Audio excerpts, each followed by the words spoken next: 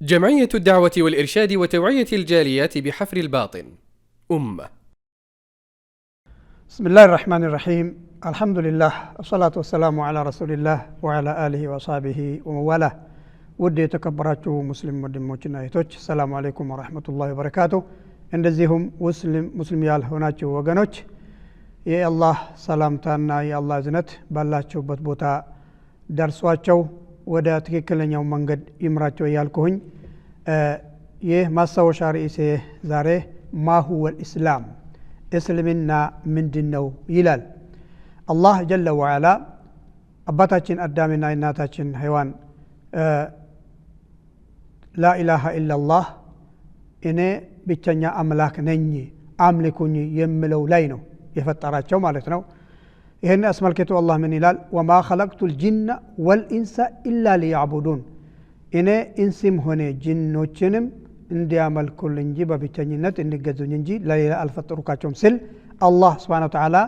ሰው ልጅን የፈጠራቸውበት ዓላማ ጂኖችንም የፈጠራቸውበት ዓላማ ይገልጻል ማለት ነው። በሌላው አንቀጽ ወኢን ሚን ሸይኢን ኢላ ዩሰቢሑ ቢሐምዲሂ ወላኪን ላ ተፍቀሁነ ተስቢሐሁም ይላል። በሌላው አንቀጽ ወኢን ሚን ሸይኢን ላ ዩሰቢሑ ቢሐምዲሂ፣ ምድር ላይ ሰማይ ውስጥና ምድር ውስጥ ያለው በሙሉ አላህን ከጉድሎነትና ከአጋር ያጠራል፣ በብቸኝነት እሱንን ያመልካል። ወላኪን ላ ተፍቀሁነ ተስቢሐሁም፣ እናንተ ሌሎች ፍጥረታት አላህን እንደሚገዙና እንደሚያመልኩ አትገነዘቡም ይላል አላህ ሱብሓነሁ ወተዓላ። ማሁወ الاسلام እስልምና ማለት ምን ማለት ነው? هو الاستسلام لله بالطاعة والاستسلام لله بالتوحيد والانقياد له بالطاعة። እስልምና ማለት ለአላህ እጅ መስጠት፣ ለአላህ ለብቸኛው ፈጣሪ ለብቸኛው አምላክ እሱን አውቀን ለሱ በመገዛት ለሱ እጅ መስጠት። والانقياد له بالطاعة ለአላህ ብሎ ማጎብደድ ማጎንበስ፣ እሱን ብቻ መፍራት፣ እሱን ብቻ ማምለክ፣ ተግብሩ ብለው ያዘዘውን መተግበር፣ የከለከለውን በመከልከል እሱን በብቸኝነት ማምለክ ማለት እስልምና ነው። ወልበራአቱ ሚነ ሽርኪ ወአህሊሂ፣ አላህ ላይ የሚያጋራው ፍጥረታትን በሙሉ መቃወምና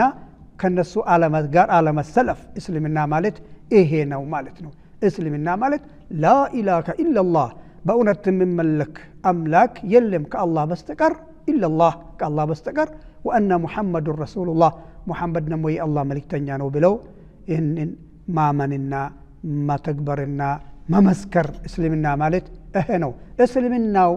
ስያሜውስ ከየት መጣ እንዴት መጣ ስንል እስልምናን የሰየመው አላሁል ዋሂዱል አሐድ፣ እስልምናን የሰየመው እሱ ነው፣ አላህ ነው፣ ፈጣሪ ነው እንጂ ነቢዩ ሙሐመድም አይደለም፣ ሙስሊሞችም አይደሉም። በክርስትናና በኢየሁድ ተቃራኒ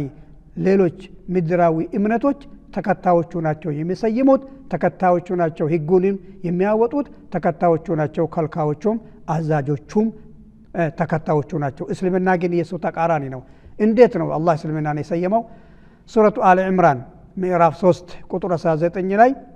ኢነ ዲነ ዒንደላህ፣ አላህ ዘንድ ተቀባይነት ያለው እምነት አልእስላም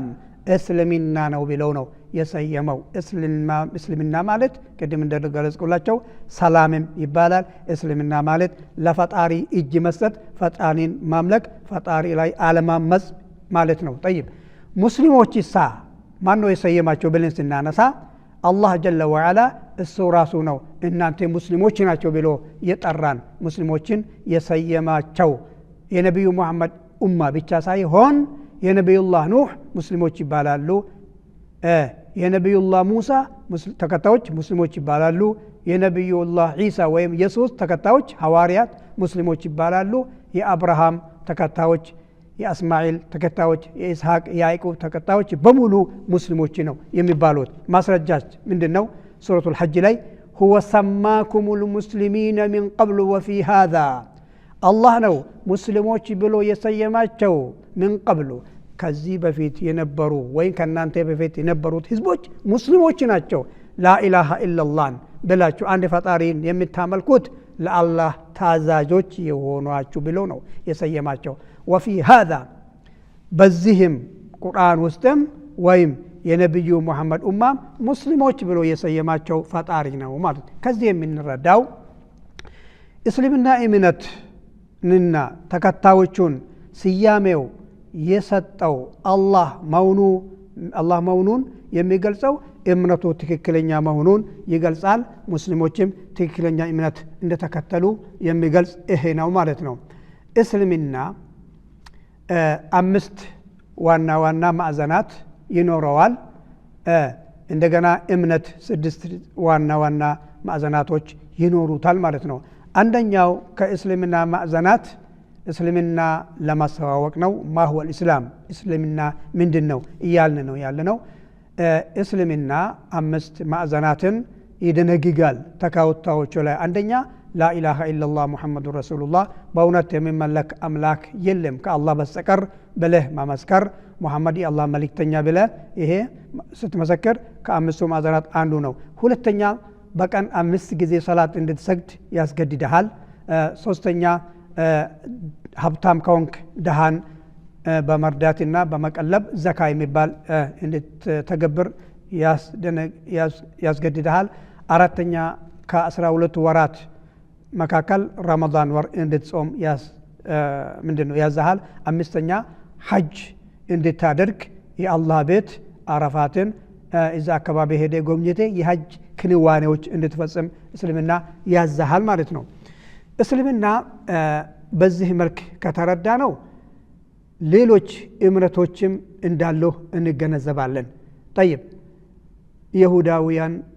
የሚከተሉት እምነት አላቸው መጽሐፋቸው ኦሪት ነው ክርስቲያኖች የሚከተሉት እምነት ክርስቲያን ይባላል መጽሐፋቸውም ኦሪት ወይም ብሉይ ኪዳን አዲስ ኪዳን ይባላል ኢየሱስ ላይ ያላቸው አመለካከት ሁለቱም የተለያየ ነው ማለት ነው ሙስሊሞችም ከሁለቱም የተለየ አመለካከት ነው ያለ ነው የኛ ሙስሊሞች ኢየሱስ አለይሂ ሰላም የማርያም ልጅ 30 አመት ኖሮት በአስተምሮቱ ውስጥ ኢየሱስ አለይሂ ሰላቱ ወሰላም لا اله الا الله በሉ ወደ አላህ ተመለሱ ብሉይ ኪዳንን ቀይራችኋል እናንተ ይሁዳውያን ተሳስታችኋል ኦሪትን ተግብሩ ወንጌልን ተሰጥቶኛልና ወንጌልን ተማሩ ብሎ ያስተምራቸው እንደነበርና ኢየሱስ አለይሂ ሰላቱ ወሰላም ምርጥ የአላህ ባሪያና የአላህ መልእክተኛ እንደሆነ ያስተምራቸው እንደነበረ ከወንጌል እንረዳለን ማለት ነው ወንጌል ዮሐንስ ምዕራፍ 5 ቁጥር 30 ላይ ምን ይላል አንዳች ነገር ማድረግ አይቻለኝም አንድ ነገር ማድረግ አልችልም ይላል አንድ ነገር መፈጸም አለመቻል የሰው ባህሪ እንጂ ፈጣሪ هو الحي القيوم القادر على يفعل كل شيء إذا أراد شيئا أن يقول له كن فيكون الله جل وعلا عند نجر مفسم كفلجة هن يلال يزال السو كفلجة إذا زوم بتشام السلالة فينجي አልችልም የሚባል ነገር ከፈጣሪ ሰምተንም አናቀም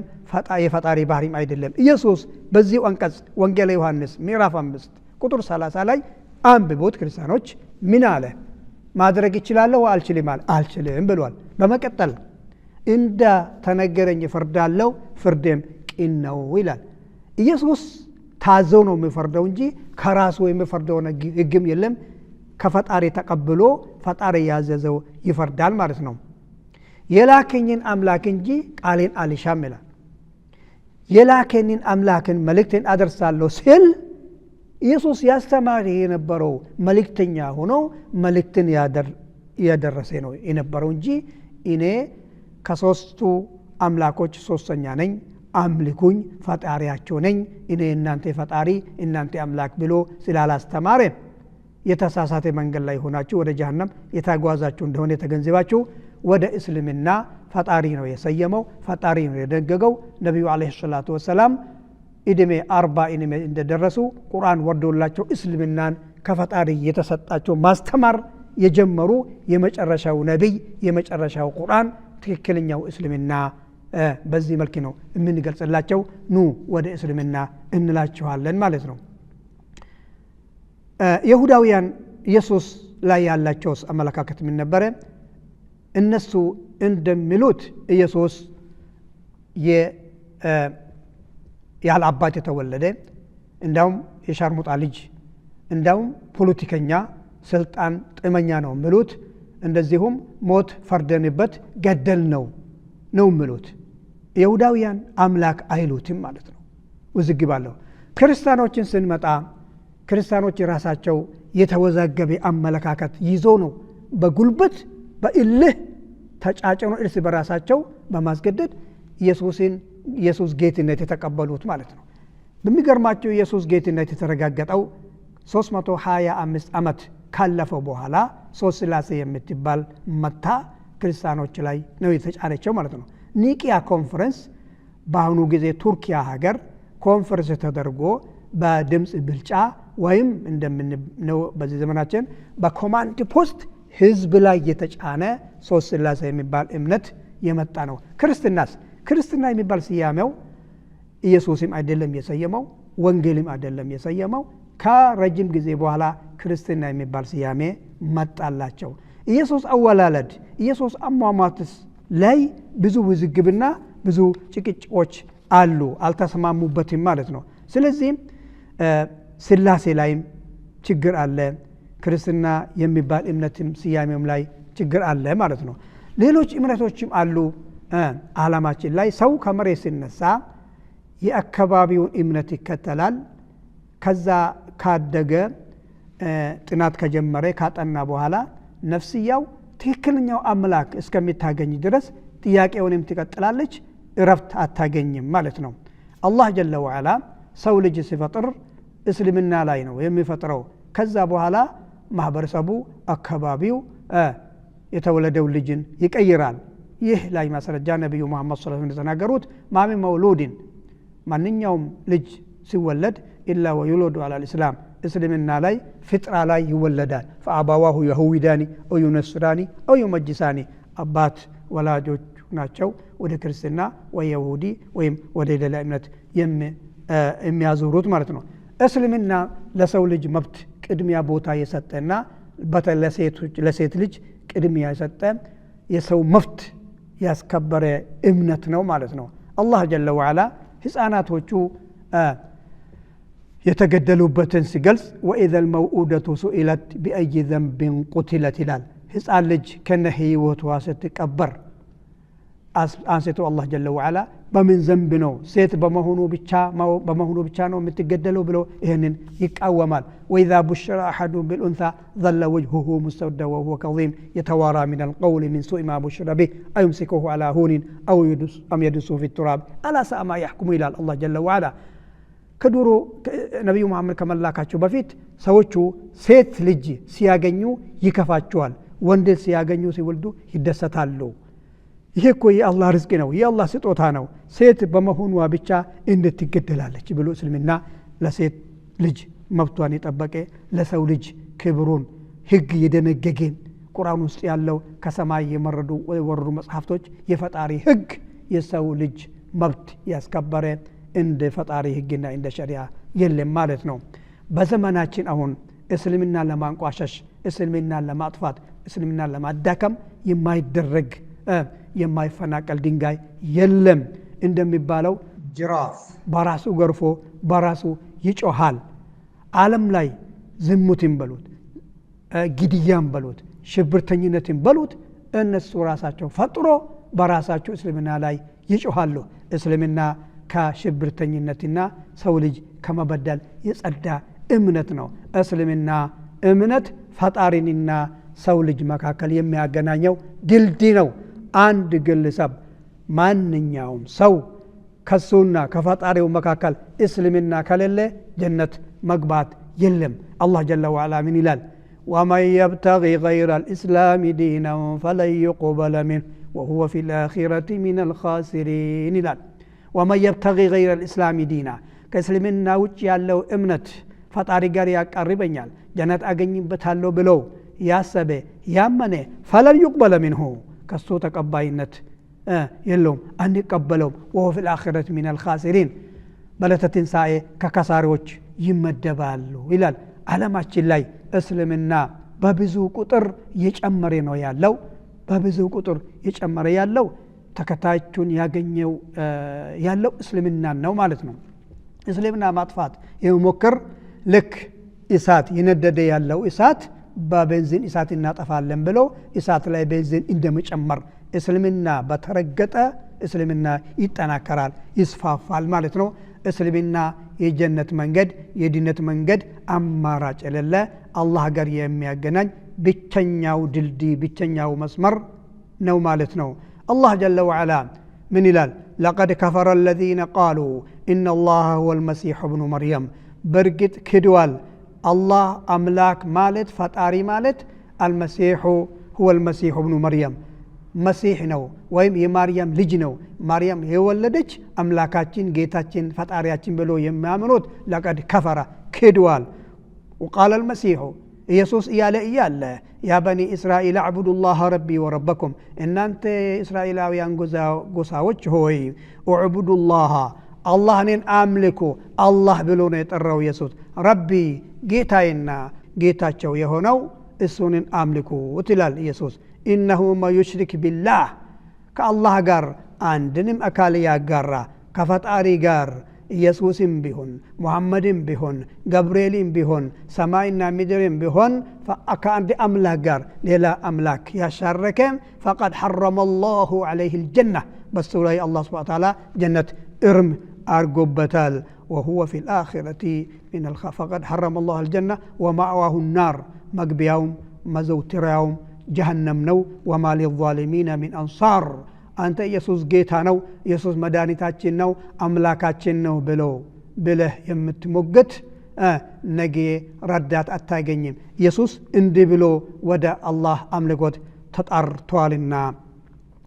ስለዚህ ማንኛውም የአዳም ልጅ ላይ ግዴታ የሚሆነው አላህን በብቸኝነት ማምለክ ወደ እስልምና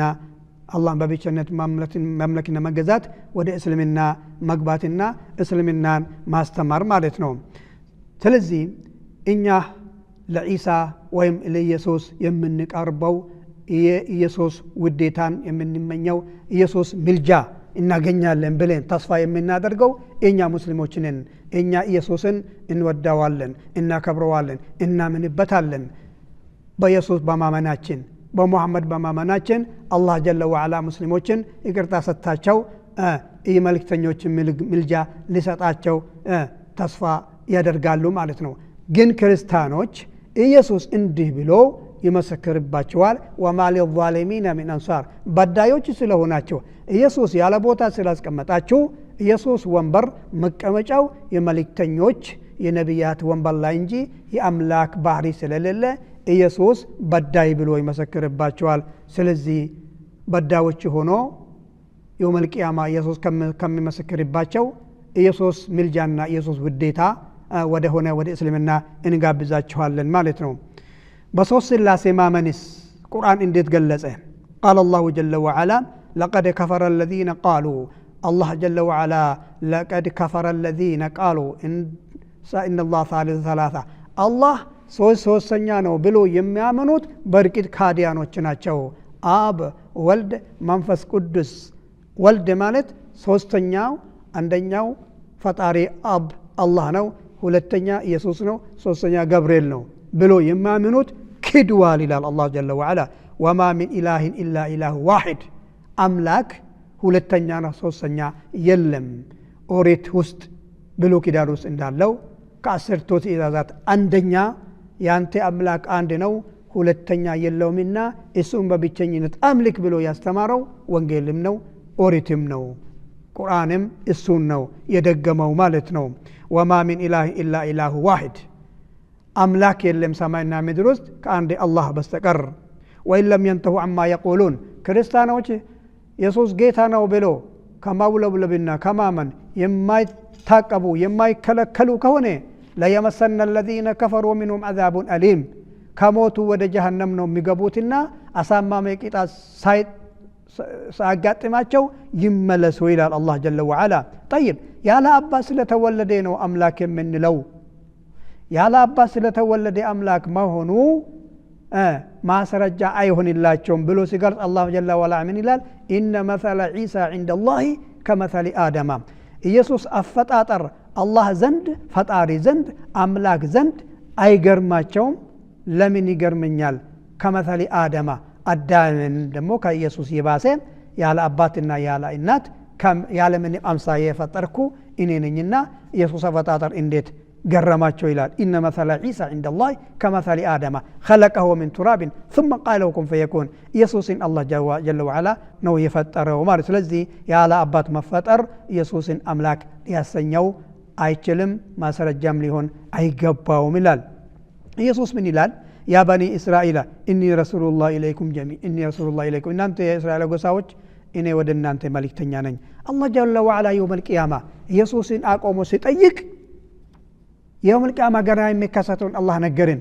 እስቲ ቁርአንን በደንብ ተረዱ ወንጌላቸውን ስላልተረዳችሁ ቁርአን ተረዱ ማለት ይከብዳል ግን ወንጌሉን በትክክል ብትረዱ ኢየሱስ መልእክተኛ መሆኑን ታምኑበት ነበር አላህ ጀለ ወዐላ ምን ይላል اذا قال الله يا عيسى ابن مريم الله ባለገ አስታውስ يا عيسى ابن مريم ኢየሱስ የማርያም ልጅ ሆይ አንተ قلت للناس አንተ ብላቸው ነበር እንደ ለሰዎች اتخذوني وامي الهين እኔንና እናቴን ሁለት አምላኮች አርጋችሁ ያዙኝ አምልኩኝ ብለህ አዛቸው ነበር እንደ ብሎ አላህ ይጠይቃቸዋል ما قلت لهم الا ما امرتني به ጌታዬ ሆይ አንተ ካዘዝከኝ ውጪ እስራኤል ሰዎችን አላስተማርኳቸውም እኔ ኢየሱስ ሁለተኛው አምላክ ነኝ እነ የጌታ ልጅ ነኝ አምልኩኝ እናቴንም ጨምር አምልኩኝ ብዬ አላስተማርካቸውም ما قلت لهم الا ما امرتني به አንተ ያዘዝከኝ ነው ብዬ ያልኳቸው እሱስ ምንድነው አን ዕቡዱላህ አላህን አምልኩ ረቢ ጌታዬንና ረብኩም ጌታችሁን አምልኩ ይሄንን ያስተማርኳቸው ኢን ቁልቱሁ እኔ ብዬ ከሆነ አንተ አውቀሃልና تعلم ما في نفسي ولا أعلم ما في نفسك አንተ ይሄን ስትጠይቀኝ ምን ማለት እንደምትፈልግ እኔ አላቅም እኔ ራስህ የምታስበውን አላቅም ግን